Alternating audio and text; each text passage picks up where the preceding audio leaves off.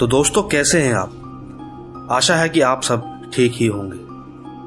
हमारी आज की कहानियां सुनाने से पहले मैं आपको बता दूं कि क्या आप जानते हैं कि जिस तरह कुछ आत्माएं सिर्फ मारने के लिए बनी हैं, तो कुछ डराने के लिए, और इन सब के असर को महसूस करने के लिए जो बना है वो है इंसान। तो बिना देरी किए उन लोगों की आप बीते लाया हूं जिन्होंने महसूस तो किया है पर उसके साथ साथ देखा भी है।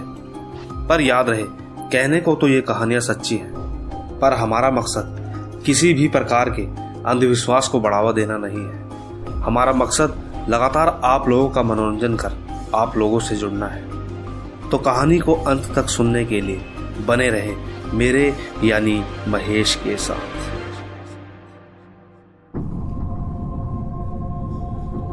मेरा नाम पार्थ कनौजिया है और मैं अहमदाबाद से।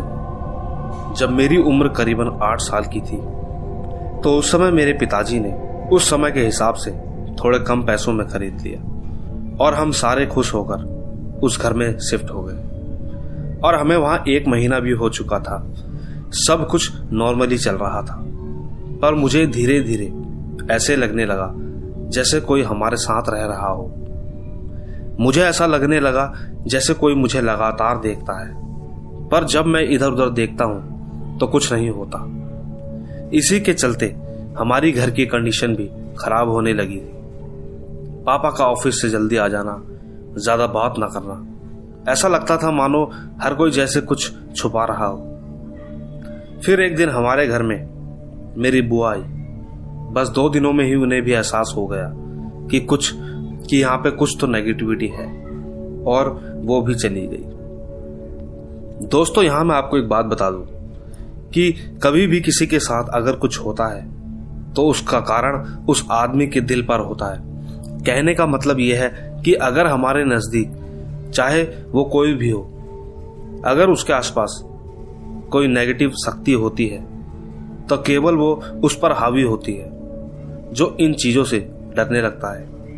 और धीरे धीरे जब वो अपने दिलो दिमाग पर इस बात का घर बना लेता है कि हाँ, जो मैं सोच रहा हूँ या देखने की कोशिश कर रहा हूँ कुछ तो है, या फिर वो है, तब आप समझ जाइए कि आपके साथ कुछ होने वाला है। क्योंकि मैंने पहले भी बताया है कि आत्माओं के दायरे में अगर कोई आता है तो वो कुछ ना कुछ तो करती ही है।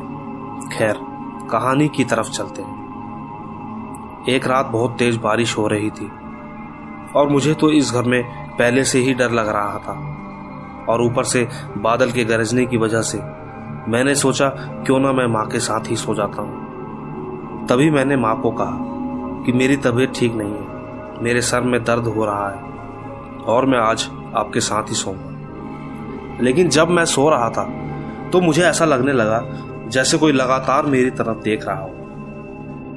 तभी अचानक मेरी आंख खुली और मैंने देखा कि मुझसे 7 फीट दूर मेरी माँ खड़ी है और वो मुझे अपने पास बुला रही है। मैं खड़ा हुआ और माँ के पास जाने लगा कि तभी मेरा पैर जमीन पर रखे गिलास पर पड़ा, और मैंने जैसे ही नीचे की तरफ देखा तो पाया कि माँ तो यहीं सो रही है। तो जो सामने है वो कौन है? मैं डर के मारे 2 कदम पीछे हटा, और जब मैंने सामने उस औरत की तरफ देखा तो उसका चेहरा बेहद डरावना था और वो बुरी तरह हंस रही थी। वो खौफनाक हंसी मेरे कानों से होती हुई मेरे पूरे शरीर को थरथरा रही थी। ये सब देख मेरी चीख निकल गई और मैं जोर से चिल्लाया। मेरे चिल्लाते ही माँ, पिताजी सब लोग उठ गए, और जो मेरी माँ का रूप लेकर खड़ी थी वो कहीं गायब हो गई। इसके बाद मैं रोने लगा, और जैसे ही माँ ने मुझे हाथ लगाकर पूछा कि क्या हुआ, मैं तभी बेहोश होकर नीचे गिर पड़ा। इसके बाद क्या हुआ मुझे कुछ भी याद नहीं। जब मैं उठा तो मैंने देखा कि सब लोग मेरे सामने मुझे घेरे खड़े हैं। मेरे होश में आते ही सबकी जान में जान आई कि तभी मेरी बहन ने मुझे बताया कि कोई भी रात से सोया नहीं है। मुझे भी अब डर नहीं लग रहा था क्योंकि सब लोग मेरे आसपास थे। और जब ये बात मेरी माँ ने बगल वाले पड़ोसी को बताई तो उन्होंने बताया कि जो लोग आपसे पहले इस घर में रह रहे थे वो भी 6 महीने बाद बेचकर चले गए, पर उन्होंने हमें कुछ नहीं बताया। ये बात सुन पिताजी को भी लगा कि जब से यहाँ आए हैं तब से मेरा काम और फिर पार्थ की तबीयत खराब होना, ये सब इस घर की वजह से हो रहा है। पिताजी ने भी उस घर को बेच दिया और जिसे बेचा वो भी 7 महीने बाद वहां से चला गया।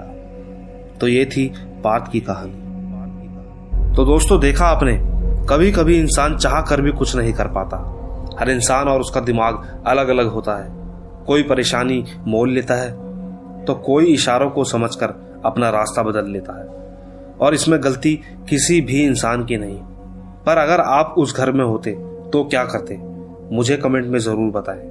पर कहानी पूरी सुनने के बाद आइए एक नजर दूसरी कहानी पर डालें। दोस्तों, ये कहानी है दर्शन सोलंकी की, और 1 साल पहले उसके साथ जो हादसा हुआ, अभी भी वो उससे पूरी तरह उभर नहीं पाया है। उसका कहना है कि वो आज भी वो सब बातें याद करता है तो डर जाता है। कहानी कुछ इस तरह है। अहमदाबाद का रहने वाला दर्शन, जो कि मणिनगर में अपनी नई जॉब को लेकर बहुत ज्यादा एक्साइटेड था। उसकी केटीएम कंपनी में अकाउंट से रिलेटेड जॉब लगी थी। उस सर्विस सेंटर में जॉब तो ठीक थी, पर पैसे कम थे, लेकिन उसका खर्चा चल जाता था। काम के चलते एक दिन काम का लोड ज्यादा होने की वजह से उसे वहां देर रात तक रुकने को कहा गया। वो देर रात तक काम करता रहा। वहां दर्शन के साथ उसके स्टाफ का एक लड़का और रुका हुआ था, जो उससे कह रहा था कि हम दोनों साथ में घर जाएंगे। शाम तक सब नॉर्मल था। काम करते करते 9 बज गए। दर्शन ने उस लड़के को कहा कि बाहर से कुछ खाने को ले आए, तो उसने ये कहकर मना कर दिया कि जल्दी से काम खत्म करके चलते हैं, बाहर ही कुछ खा लेंगे। टाइम भी काफी हो चला था। उस लड़के ने दर्शन से कहा कि मैं जरा वॉशरूम होकर आता हूं। मैंने कहा ठीक है। वो वॉशरूम गया ही था। सर्विस सेंटर में खड़ी बाइक की लाइट अपने आप जलने बुझने लगी। मैं थोड़ा सा डर गया कि तभी मुझे ऐसा एहसास हुआ जैसे कोई मेरी पीठ को छूकर तेजी से निकल गया हो। उस वक्त मैं जैसे का तैसा रह गया। मैं सांस तक रोक कर खड़ा रहा।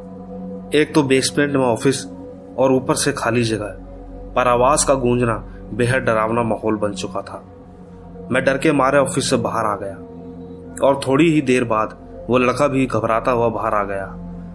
वो शायद कुछ जानता था, और तो और वो मेरे माथे का पसीना देख थोड़ा घबरा गया। पर जब मैंने उसे मेरे साथ हुए हादसे के बारे में बताया तो कहने लगा कि यहां से जल्दी चलते हैं। मैंने बार बार जिद करी कि आखिर बात क्या है, तो उसने कहा बाहर बताता हूं, अभी बाहर चल। बाहर पहुंचने के बाद उसने मुझे बताया कि यहां पार्किंग में एक लड़की का खून हुआ था। तब से लोगों का कहना है कि अक्सर रात को जो अकेला होता है उसे कुछ ना कुछ एहसास हो ही जाता है, और आज तूने देख भी लिया। मैं तो भूल चुका था, पर अब यकीन हो गया है, क्योंकि तुझे तो पता ही नहीं था। अगर पता होता तो शायद मुझे मजाक लगता, पर अब यकीन हो गया कि यहाँ कुछ तो है। दोस्तों, यहाँ पर बिल्कुल इसी तरह से ये किस्सा हमारे पड़ोसी के साथ भी हुआ था। उन्होंने बताया कि एक बार वो अपने ऑफिस से घर आते समय वो एक पेट्रोल पंप के सामने आकर रुके। उस वक्त करीबन 12:30 हो चुके थे। वो भागकर वॉशरूम की तरफ गए।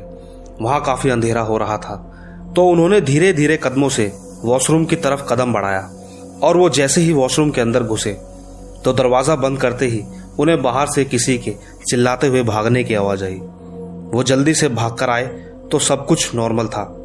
इस बात पर उन्होंने ज्यादा गौर नहीं किया, पर जब उन्होंने अपने साथी से पूछा कि वो औरत कौन थी जो चिल्लाते हुए भागी, तो दोस्त का जवाब सुन उनके होश उड़ गए। दोस्त ने कहा कि मजाक अच्छा कर लेते हो रात को। इस बात पर आधा घंटा चर्चा होने के बाद भी वो आज तक ये समझ नहीं पाए कि आखिर वो था क्या। दोस्तों, हर आत्मा अपना एक दायरा बना लेती है। जरूरी नहीं कि वो बस आपको नुकसान ही पहुंचाए। क्या पता वो भी आपसे मदद की आस लगाए बैठी हो। अगर आप भी ऐसी ही कुछ कहानियों के बारे में जानते हैं तो मुझे मेरे इंस्टाग्राम पर जरूर भेजें। मेरी आईडी है महेश आर्या यूट्यूबर। मैं आपकी कहानी का इंतजार करूंगा। तब तक के लिए आराम करें।